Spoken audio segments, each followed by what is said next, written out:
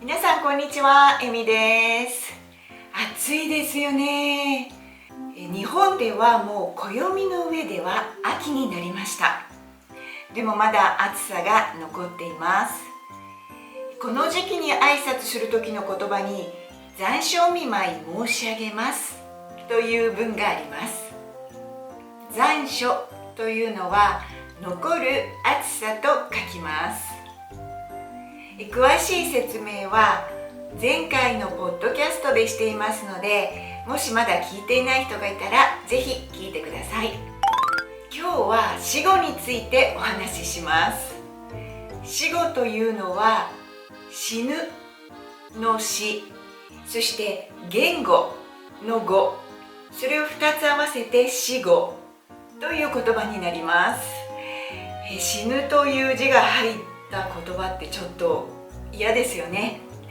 でも心配しないでください。怖い話ではありません。死後というのは死んだ言葉、つまり以前は使われていましたが、もう今は使わなくなった言葉のことを言います。どの言語もそうだと思うんですが、言葉は生きているので、新しい言葉が生まれたり、以前使っていた言葉が使われなくなったりしています。意味はわかるし、まだ使っている人もいるけど、ちょっとそれ古いなと思われる言葉もあります。これを知ることは日本語を勉強している皆さんにとってもとても大切だと思います。例えば、古い日本語の教科書で勉強している人は、その教科書の中にちょっと古いなという言葉も出てきます。もちろん間違いではないんですが、新しい今の言葉を覚えた方がよりいいので、ぜひ皆さん知らない人はこれを機会に覚えてください。たくさんあるんですが、今日はその中でも特によく使う言葉、そして日本語の教科書に載っている言葉を10個勉強しましょう。まず1つ目、喫茶店。喫茶店というのはコーヒーを飲んだりケーキを食べたりする場所ですよね。今はみんなカフェと言います。喫茶店というと伝統的で昔からあるちょっとやっぱり古いタイプのそういうスタイルのカフェを想像します。なので最近できたおしゃれっぽいカフェ、新しいカフェはカフェと言いましょう。そして2つ目、ズボン。ズボンって何かわかりますか？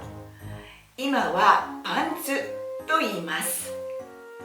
ただしパンツというと下着のパンツだと思う人もいるかもしれないので、洋服のパンツというときはパンツと最後を少し上げて言いましょう。ファッション用語は本当に目まぐるしく言葉がどんどん変わっていっているんですが、もしわからなければファッションブランド、ザラとかユニクロのページに入ってアイテムのコーナーがありますよね。ワンピースとかスカートとか並んでると思うんですが、それを見ればわかると思います。3つ目、ジーパン。今はデニムまたはジーンズと言います。4つ目、チャック。最近はジッパーまたはファスナーと言います。5つ目、ハンサム。これは聞いたことがある人も多いと思います。最近ではイケメンですよね。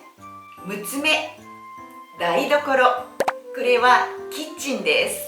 一度台所という文字をタトゥーで首に入れた人を見かけたことがありました。どうして台所という文字を入れたのかなと思って興味はあったんですが、聞く勇気はありませんでした。7つ目、アベック。これも本当に最近聞かなくなりました。アベックというのはカップルのことです。この言葉はフランス語で何々と共に、一緒にという意味で、それが語源になっているそうです。今まで7つ紹介しましたが、皆さん知っている単語がありましたか？8つ目からは職業の名前です。以前は主に女性の仕事だったんですが、最近では男性の方も増えてきました。